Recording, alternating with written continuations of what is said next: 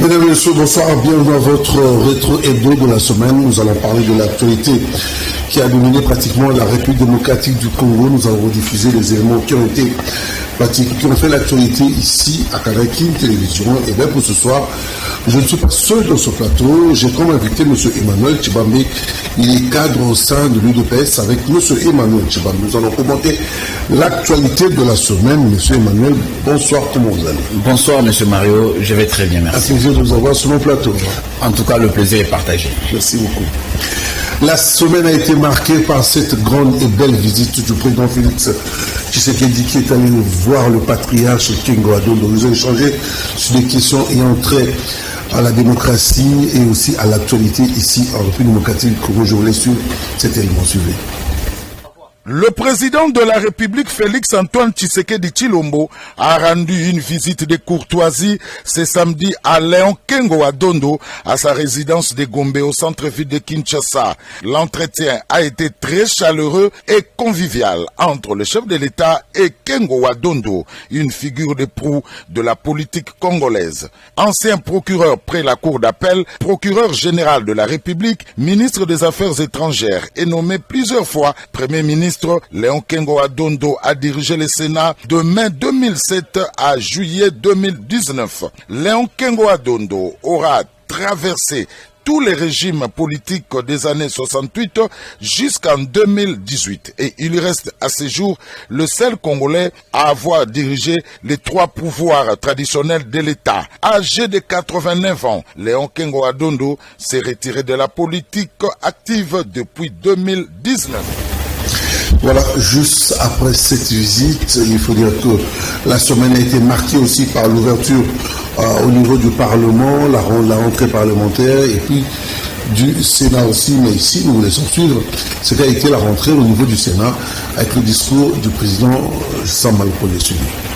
À la Chambre haute du Parlement congolais, la session ordinaire de septembre 2024 s'est ouverte avec beaucoup de perspectives sous les auspices du président du Sénat, Jean-Michel Sama Lukonde Kyenge, accompagné des membres du bureau du Sénat. Passant en revue la situation de tous les secteurs de la vie nationale, le président du Sénat, Jean-Michel Sama Lukonde, a exhorté le gouvernement et les sénateurs à œuvrer durablement pour la paix, la sécurité, le développement et la cohésion nationale en République démocratique du Congo, et c'est conformément à la vision du président de la République, chef de l'État, Félix Antoine Tshisekedi Tshilombo. Jean-Michel Sama Lukonde a réitéré son engagement de faire du Sénat une représentation efficace, moderne et accessible. Nous, comme sénateurs, représentants constitutionnels des provinces, notre attention sera plus portée sur les crédits accordés aux provinces, plus particulièrement sur la matérialisation des projets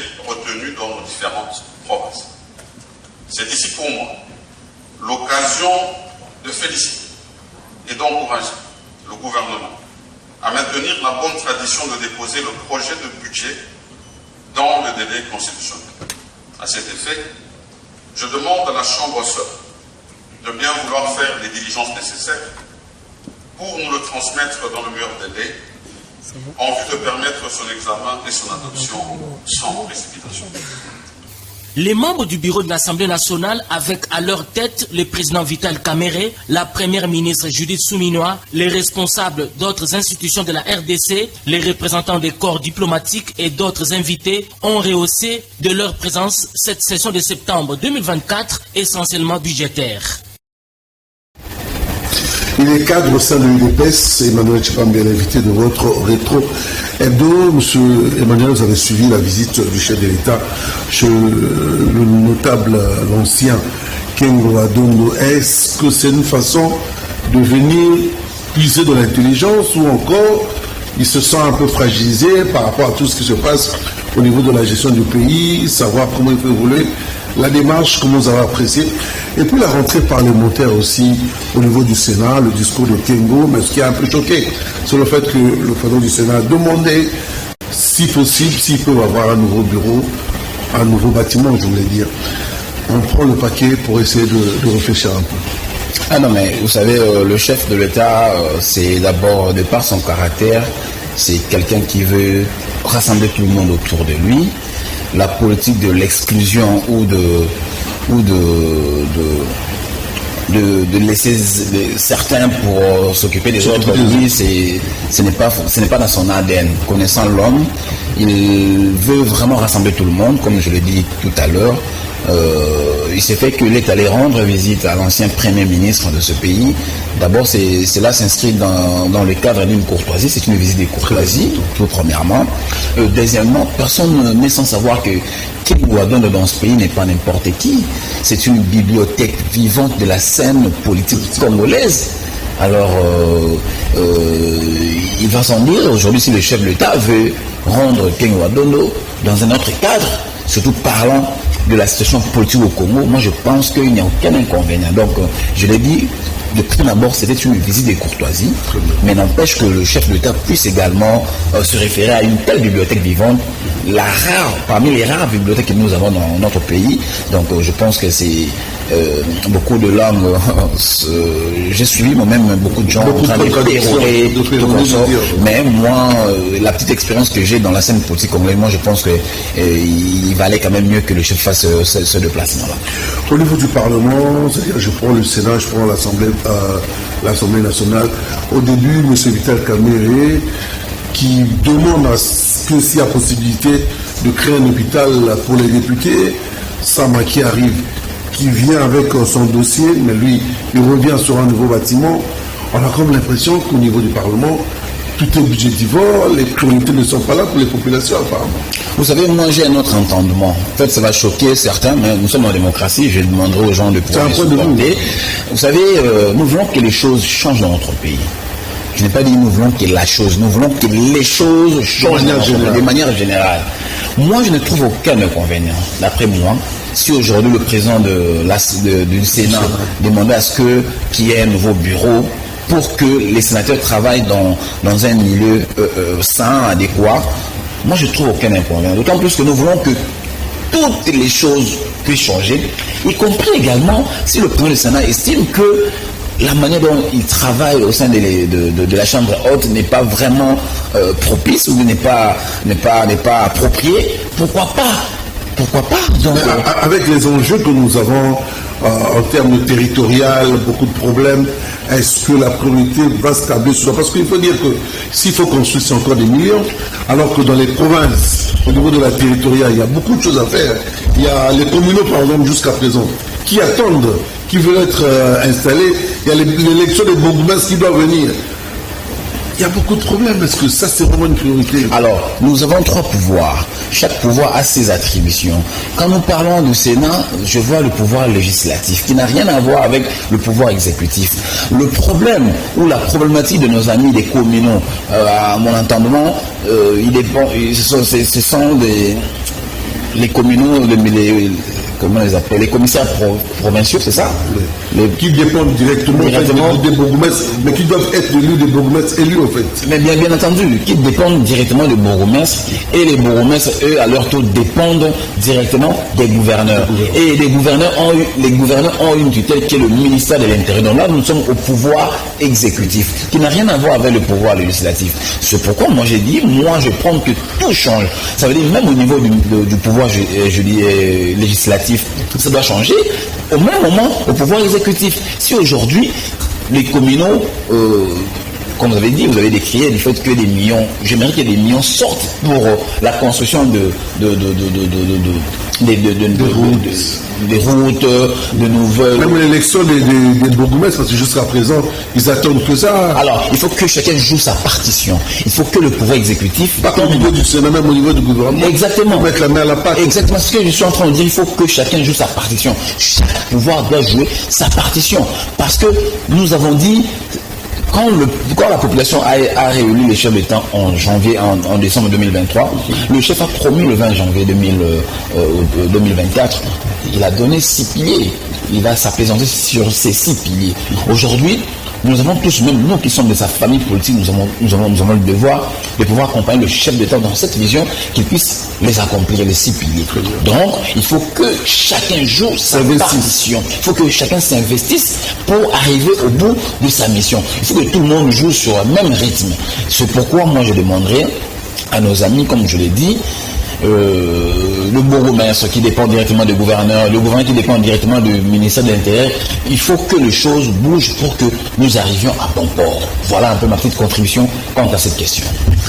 La semaine a été marquée aussi le mardi par la visite du chef de l'État où il est allé vraiment s'enquérir de l'effectivité de la rentrée scolaire, surtout de la gratuité. Il était non seulement dans la commune de Ngalema au niveau de l'école du Konchachi, il est aussi descendu au niveau de la circonscription de la Funa. Nous sommes à Yolo et puis 1 et 2, il a visité, il a échangé avec les élèves sur l'effectivité, sur la manière dont ils sont en train d'étudier sur ce reportage de nos amis de la presse présidentielle.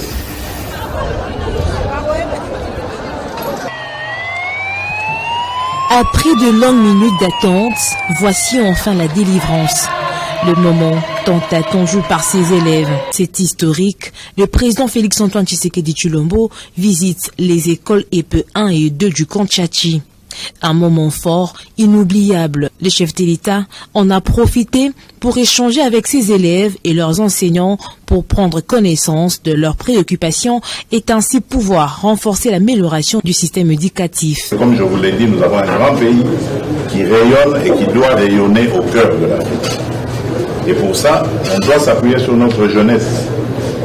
Voilà pourquoi nous nous impliquons pour vous former, pour que vous n'ayez aucun complexe vis-à-vis des autres, que vous soyez fiers de votre pays et que vous continuez à le bâtir avec les générations qui viendront après vous. Comme le stipule l'article 43 de la Constitution actuelle de la RDC, loin d'être un simple slogan, la gratuité des études primaires est de mise ici pour les enfants de militaires. Avec la gratuité de l'enseignement, tous les enfants vont à l'école. Même ceux qui restaient à la maison. Et vous voyez qu'il y a beaucoup d'enfants dans des salles de classe. Nous remercions le président de la République, Félix-Antoine Tshisekedi Tshilombo, qui a pensé aux enfants des militaires de réhabiliter l'école parce qu'avant, les enfants se mettaient au sol. Ils n'avaient pas de bancs, même des tableaux. Je suis content de cette école parce que c'est très bien. Au total, 1214 élèves ont été enregistrés cette année à l'EP1 et 2 Tchachi, dont 610 filles. Le chef de l'État a clos sa visite à l'école technique ITP Tchachi. Environ 1600 élèves vont bénéficier d'une formation purement technique dont 5 options, à savoir la mécanique générale, automobile, l'électricité générale, construction et électronique.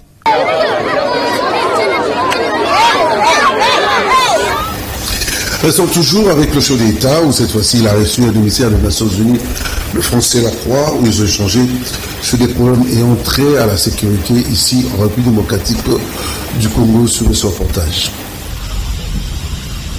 Conduisant une importante délégation de diplomates onusiens auprès du chef de l'État, Jean-Pierre Lacroix, secrétaire général adjoint des Nations Unies chargé des opérations de paix, a évoqué avec le président de la République la situation sécuritaire dans l'est de la RDC.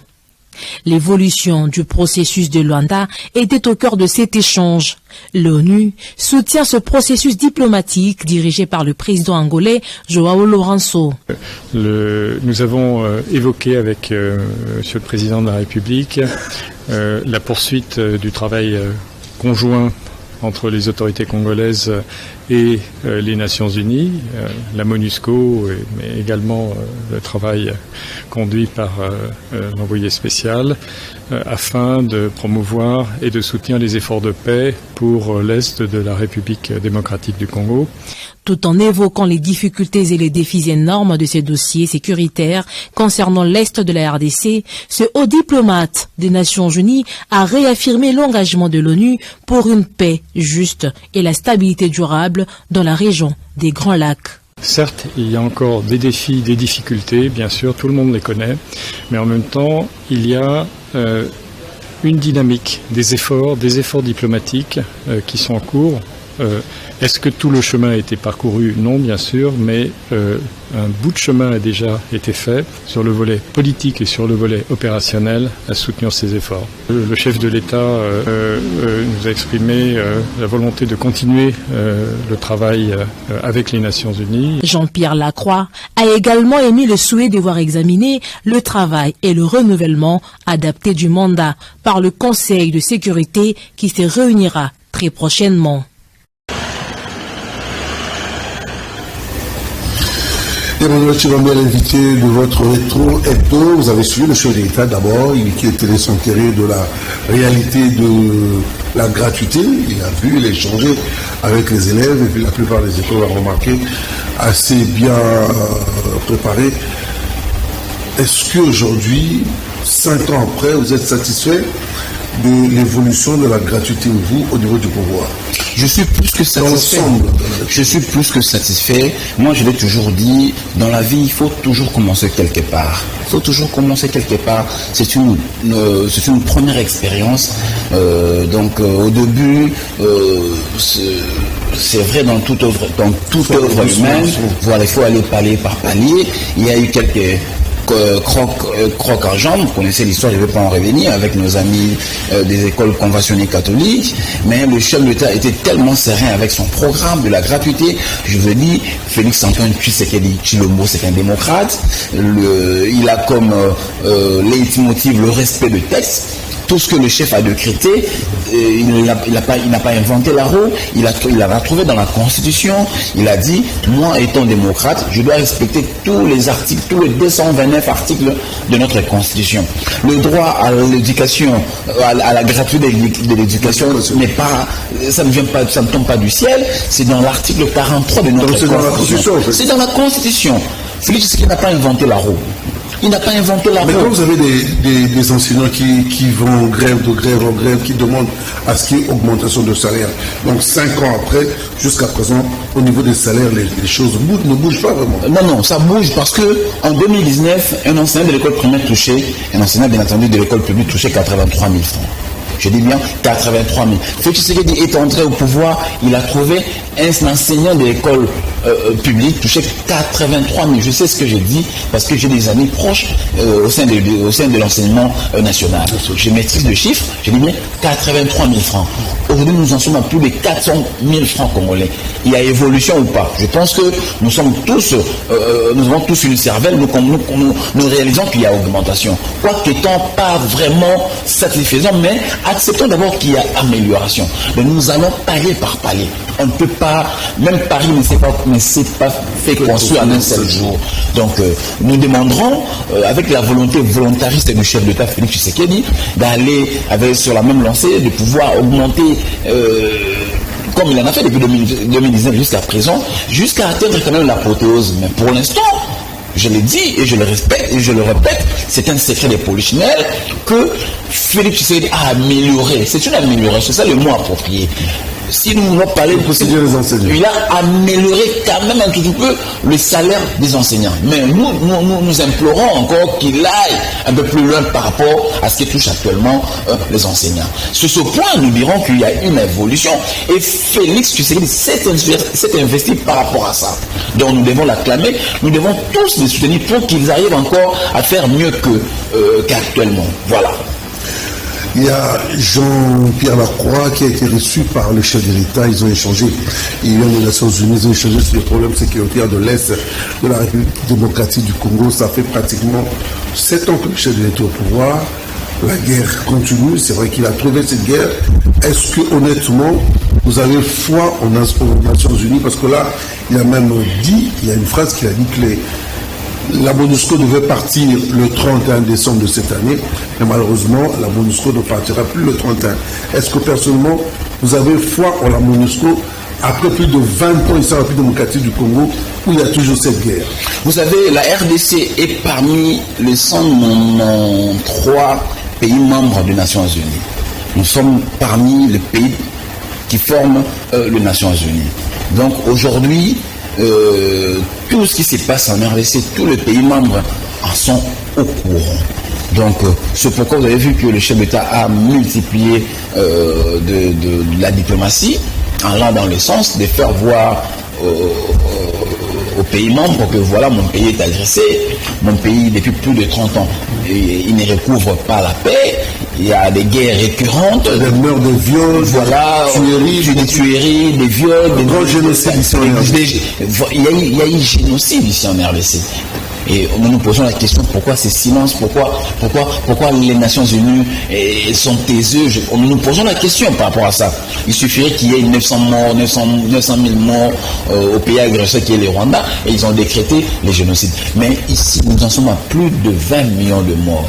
Mais il y a tout un silence radio. C'est pourquoi le chef, il ne se fatigue pas. Lui, il active toujours sa diplomatie, dont nous qualifions d'agissante, de pouvoir convaincre tous ses membres que voilà mon pays, chez moi il y a agression. Est-ce que ça ne fragilise pas le pouvoir de Félix? Ça ne fragilise pas. Ça ne fragilise. Écoutez, ça ne fragilise pas le pouvoir de Félix Tshisekedi. Moi, je l'ai toujours dit. Le Congo est un géant, est un lion géant qui est au repos des guerriers. Le jour où ces repos prendront fin, j'ai bien peur que certains pays disparaissent. Ça, les populations n'attendent que le repos. C'est pourquoi nous devons mettre tout le monde au défi, même les Nations Unies. Voilà, il y a tuerie, il y a tuerie, il y a massacre, il y a viol, il y a agression dans notre pays. Vous êtes là taiseux, vous ne parlez pas. Vous êtes là, silence radio. Le jour où le Grand Congo va se réveiller, ce sera l'hécatombe. Et en ce moment-là, nous ne voulons pas entendre qu'il y ait des condamnations de l'Est à l'Ouest, de Nord au Sud. Nous ne voulons pas. C'est pourquoi le chef d'État, il met tout le monde en exergue. C'est ça la politique de Félix Tshisekedi. Parce que le jour où nous allons prendre l'autre dimension, moi je vous dis que ce sera l'hécatombe. Les populations n'attendent que ça, M. Emmanuel Tshibambi. Bien entendu. Ce grand Congo bien entendu. Prendre les rênes en main et puis prendre le contrôle de l'Afrique. Parce que nous avons les moyens et les capacités. Bien entendu. C'est pourquoi le chef de l'État, démocrate de son État, il ne veut pas qu'il y ait cette hécatombe. Parce que vous savez quoi? Après quelques années, demain Félix partira. Bien sûr. Le Congo restera. De manière démocratique. Le Congo restera et nous serons obligés jusqu'à la fin du monde de vivre avec nos amis agresseurs. Parce que c'est ça la réalité. Nous n'avons pas accepté qu'ils soient nos amis et vice-versa. C'est grâce au Seigneur qu'il a voulu que nous soyons le voisin. C'est pourquoi Tshisekedi ne veut pas laisser un précédent après son mandat. Après son règne. Même s'il a trouvé beaucoup de problèmes. Même s'il a trouvé beaucoup de problèmes, lui, il veut que nous atterrissions dans la douceur.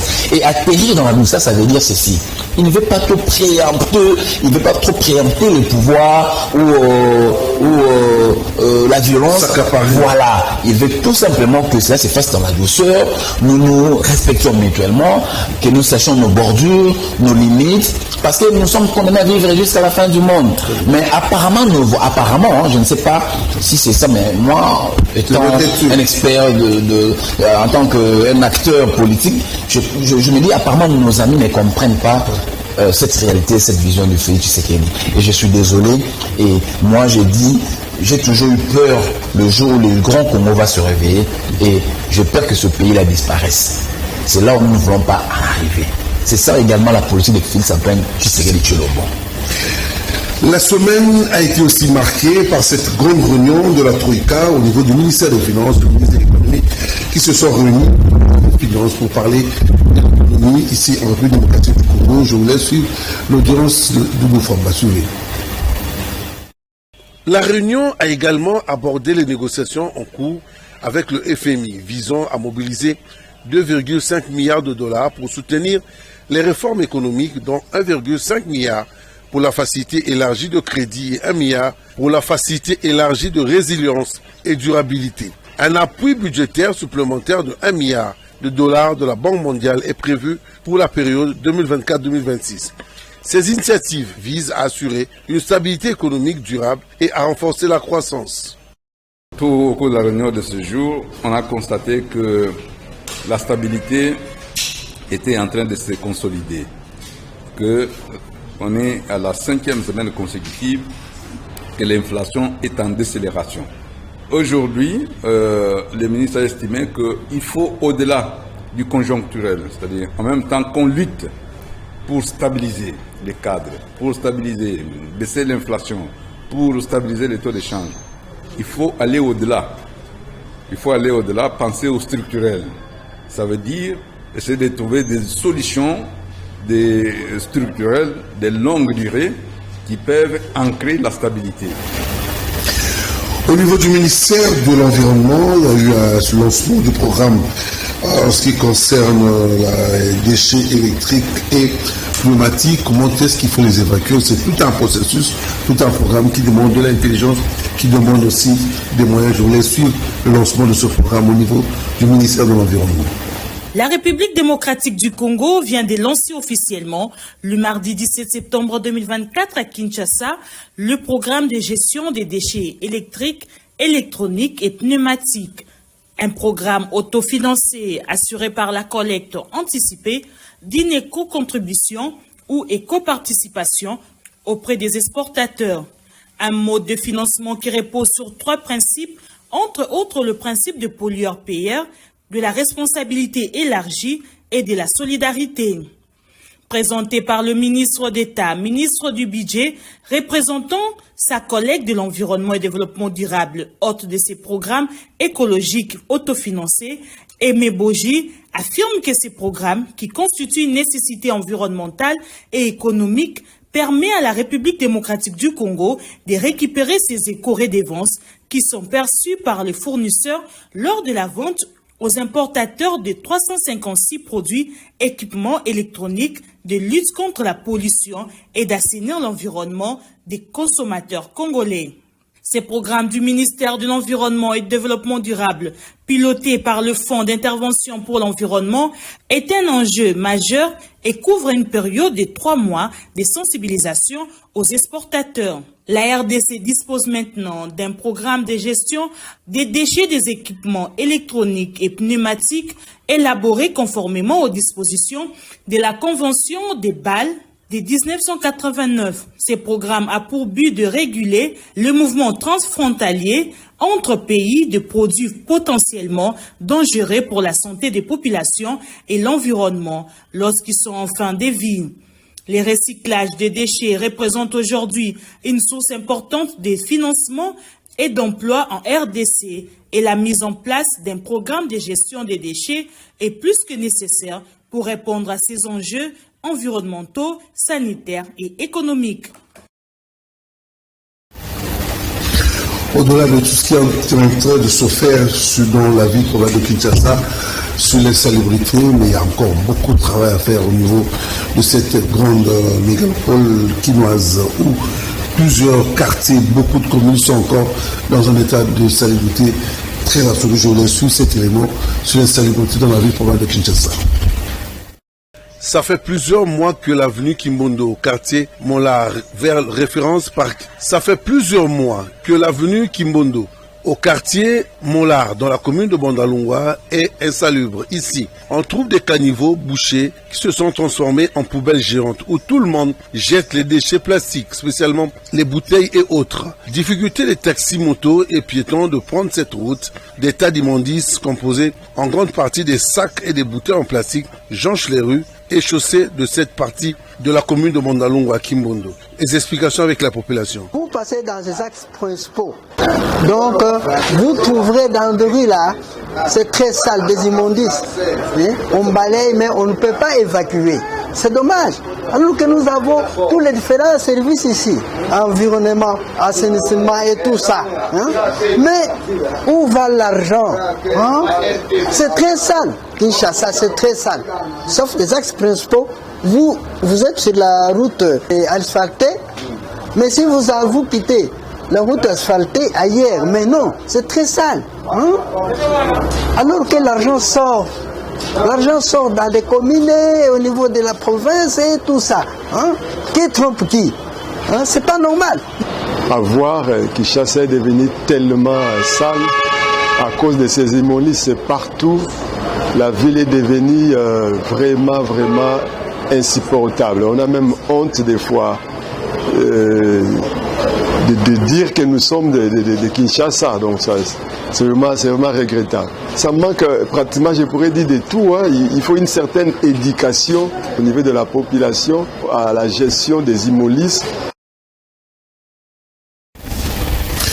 pacte d'actionnariat au niveau du ministère du Transport où jusqu'à présent les choses sont en train de voler de manière positive pour permettre dans ce secteur d'aller de l'avant. Je voulais suivre cette audience au niveau du ministère des Transports. Le vice-premier ministre, ministre des Transports, voies de communication et des enclavements, Jean-Pierre Bemba Gombo, a présidé le jeudi 19 septembre 2024 une réunion regroupant la délégation du comité directeur de l'ONATRA, du COPIREP et du MSC à Kinshasa. Au menu des échanges, les négociations pour déboucher à la signature du pacte d'actionnariat avec le futur partenaire de l'ONATRA dans la réalisation du projet de construction du port en eau profonde. On était ici pour parler du pacte d'actionnariat avec notre futur partenaire MSC. Mais nous sommes butés à une difficulté, parce que jusqu'à présent, apparemment, ils ne sont pas encore prêts pour comprendre cette question, alors que c'est une question principale qui nous pose aussi des problèmes sur le terrain. Parce que dans un mariage, il faut qu'on sache dans quel régime on va évoluer. Et là, nous commençons à tâtonner. C'est pourquoi les VPM voulaient remettre les choses au point, afin que le débat avance. Cette question a été remise à la prochaine fois parce que le partenaire en face s'est dit n'a pas avoir obtenu mandat de ses patrons. Et là, on attend qu'ils puissent avoir les mandats et qu'ils nous amènent à la prochaine réunion, qu'on puisse remettre la question sur la table. Parce que là, nous sommes prêts. Et de leur part, les choses semblent pétiner. À en croire le directeur général de l'ONATRA, Martin Loukoussa, cette question sur la négociation de pacte d'actionnariat est renvoyée à une date ultérieure car, dit-il, le partenaire en face, le MSC, dit ne pas obtenir mandat. Voilà, je reviens à vous, M. Emmanuel Tchibambe. Je rappelle que vous êtes le cadre au sein de l'UDPS, vous êtes l'invité de Recto Hebdo de la semaine. Nous avons suivi la réunion au niveau du ministère des Finances avec le ministre Doudou Famba. Beaucoup de réunions, on revient sur la Troïka, ça me rappelle l'étape de M. Matata, mais au finish, sur le plan économique, on se rend compte que beaucoup de choses ne bougent encore. Nous n'allons pas revenir sur le dossier des détournements avec des soupçons de détournement avec l'ancien ministre des Finances, mais est-il que les Congolais veulent voir les choses émerger, des réunions et réunions? Est-ce que les populations peuvent espérer avec ce nouveau gouvernement? Bien entendu, les Congolais doivent espérer parce que nous avons tous vu cette volonté de bien faire les choses avec le nouveau ministre des Finances, Doudou Famba, Koundé, qui veut vraiment cette fois-ci que les choses soient mises au clair. Ce n'est pas comme avant avec son prédécesseur, avec qui, bon, même si je sens encore jusque-là de la présomption d'innocence, mais il y a quand même la clameur publique qui parle en ce moment, estimant qu'il y a eu des détournements au sein du ministère, à l'époque bien entendu, mais avec le nouveau ministre des Finances, nous sentons vraiment qu'il a la volonté de bien faire des choses et de tourner. Nous avons vu certains dossiers qui étaient bloqués à l'époque, le monsieur Nicolas Kazadi, aujourd'hui être décompté par l'actuel ministre Doudou Famba. Mais il y a des effets aussi. Des effets, il y aura des effets, il y aura des effets. Il ne faut pas oublier, il y a à peine 3 mois que le gouvernement a été mis. Bon, il n'y a même pas 3 mois. Donc, je crois 2 mois à peu près que le gouvernement a été mis en place. C'est pourquoi le ministre est en train d'accélérer, bien entendu. Là où il y a des zones d'ombre, il veut voir clair, il veut illuminer tous les secteurs pour aujourd'hui, j'ai même appris, même la recette, ou les recettes ont augmenté de plus de 100% aujourd'hui. Donc, tout ça... C'est le chiffre, c'est ce que j'ai dit. Ça me rappelle un peu Matata qui avait les chiffres qui augmentaient, mais au finish, les populations s'attiraient la langue. Non, à l'époque du ministre Matata, vous êtes sans ignorer que ça nous les connaissons, même si vous n'êtes pas aujourd'hui, même si vous n'allez pas accepter ou bien vous accommoder à ce que moi je vais dire, mais nous connaissons à cette époque, c'était l'époque où le détournement était à ciel ouvert, l'IGF était amorphe, qui ne fonctionnait pas, mais aujourd'hui, avec le gouvernement de Félix Tshisekedi, avec l'IGF qui est là pour traquer et faire le contrôle a priori, pas a posteriori, a priori, À l'époque de Matata, il n'y avait pas de contrôle a priori. C'est Matata qui décidait de tout. C'est Matata qui décidait de tout. C'est lui qui était l'alpha et l'oméga. C'est lui qui était le deus ex machina. Donc c'est lui qui ordonnait tout. Donc c'est tout à fait différent actuellement. Aujourd'hui, avant que l'argent puisse être décaissé du trésor public, ça doit être préalablement contrôlé par l'inspection générale des finances en amont, tout comme en aval, a priori, tout comme a posteriori. Donc avec tout ça, avec cette politique instaurée du chef d'État, il est strictement difficile que les gens détournent des fonds de l'État comme nous avons vécu dans les années passées. Donc moi je demande à mes compatriotes, je sais que moi j'en ai marre, j'ai hâte de voir les choses changent, mais je suis sûr, donnant encore le bénéfice du doute, donnant encore du temps, moi je pense avec cette allure. Il vous reste combien 2020? Nous sommes dans notre première année. Nous sommes dans notre première deuxième mandat. Nous sommes dans notre première année de deuxième mandat. Je vous dis, j'ai lu les discours du chef de l'État. Même si on parle du dialogue, des solutions de dialogue, vous pensez que c'est juste des effets? Bon, les gens pensent... ça c'est l'appel lancé par M. Fayoulou. Oui, ça c'est l'appel lancé par M. Fayoulou. N'oubliez pas que le Congo regorge 100 millions d'habitants. Il n'y a pas que M. Fayoulou qui soit prioritaire, je ne sais pas moi. Mais c'est un avis, c'est une opinion. Moi, en tant que démocrate, je la respecte en tant que telle. Mais ici, on ne parle pas de dialogue. Ici, c'est le social des Congolais. Ce qui nous préoccupe, nous, la paix à l'est du pays et le social des Congolais, point barre. Le dialogue, oui, vous êtes un Congolais, vous avez émis un souhait, mais sachez bien que nous sommes 100 millions d'habitants. Nous devons aller vers les 100 millions de Congolais, leur proposer également si ils vont conjuguer de la même manière que vous. Si cela ne se fait pas de cette manière, moi je pense que ça sera inopportun de pouvoir proposer ces dialogues-là.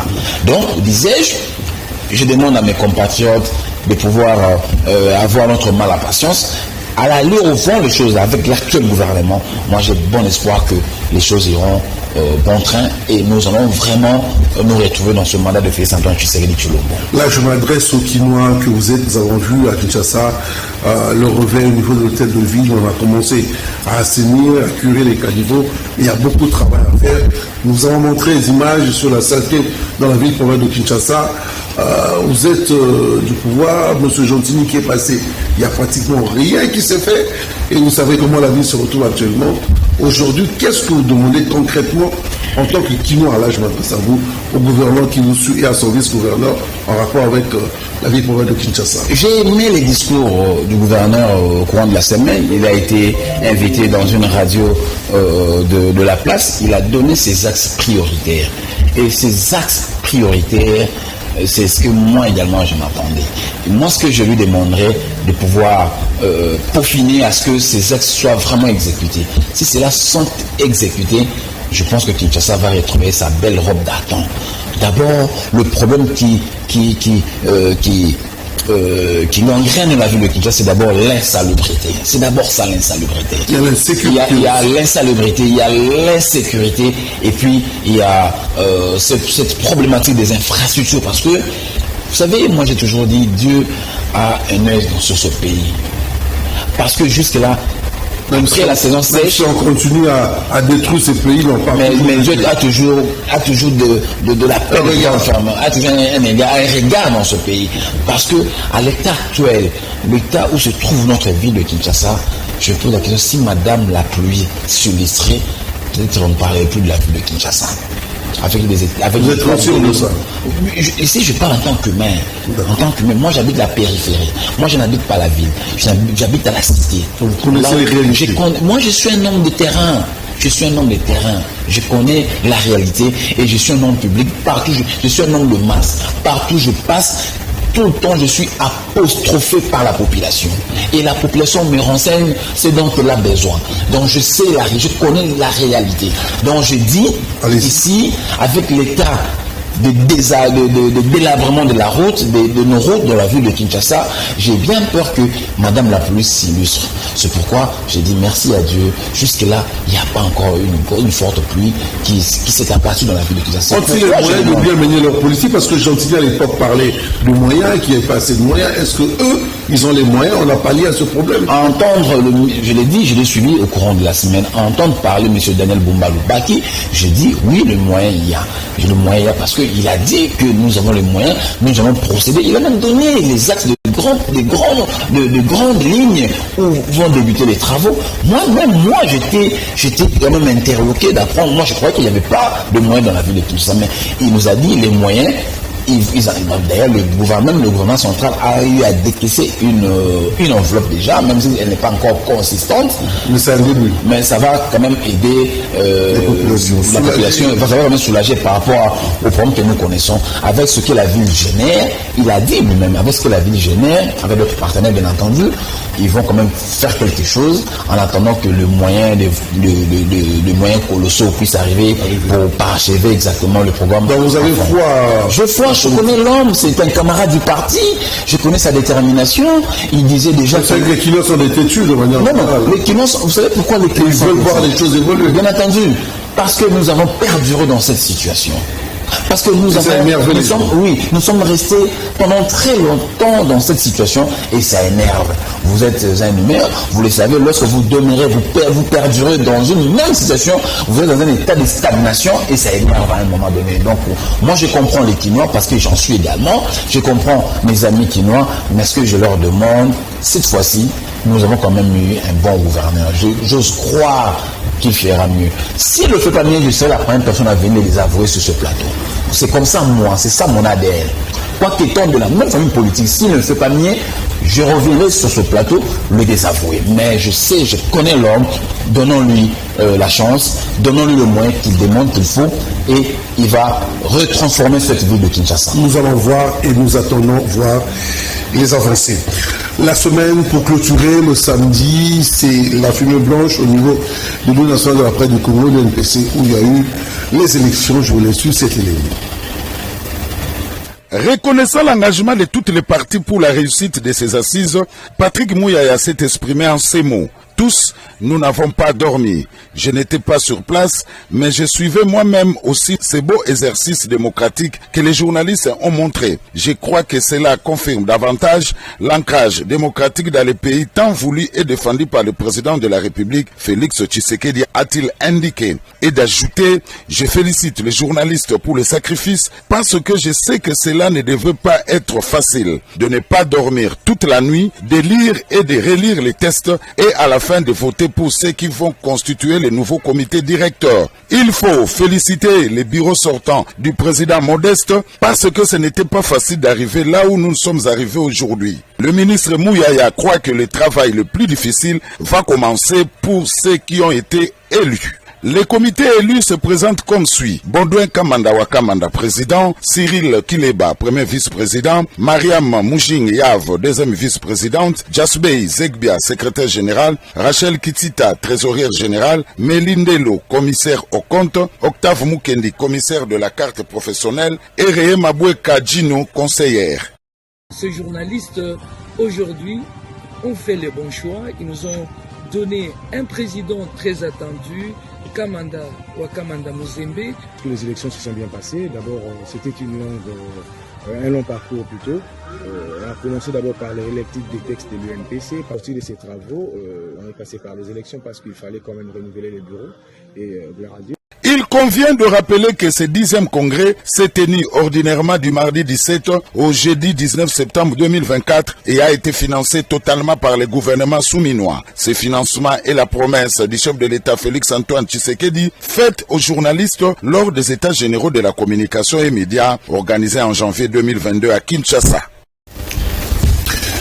Avant de boucler sur notre hebdo, il faut dire qu'il y a résurgence de colonnes dans la ville province de Kinshasa. Nous vous présentons ce soir juste la petite partie au niveau de Rigini. Vous allez voir ce qui se passe, beaucoup de problèmes, beaucoup de déléances, où pour sortir, il faut vraiment être très prudent sur ce reportage. Depuis plusieurs mois, les populations quinoises, plus précisément les usagers de la route bypass sur l'entrée Rigini au rond-point Ngaba, alertent sur une vive activité délinquante qui se vit dans ce coin. Peu importe l'heure, il suffit qu'il y ait embouteillage pour que l'insécurité règne avec terreur. Ces jeunes Koulouna profitent de ces instants pour extorquer toute personne dans leur chemin. Moto, téléphone et sac à main, rien ne leur passe inaperçu. La montée de la délinquance juvénile à Kinshasa et dans certaines grandes villes de la RDC constitue un vif sujet d'inquiétude au quotidien. La forme la plus courante de cette délinquance est connue sous le label de Koulouna. Nous sommes dans la ville province de Kinshasa, notamment armés de machettes, de burins, de canifs et autres. Ces jeunes gens commettent des actes de vandalisme et sont à la base des vols avec violence dans les différentes agglomérations de la capitale congolaise. La police provinciale est appelée à intervenir en urgence car plusieurs zones de la ville provinciale de Kinshasa sont concernées.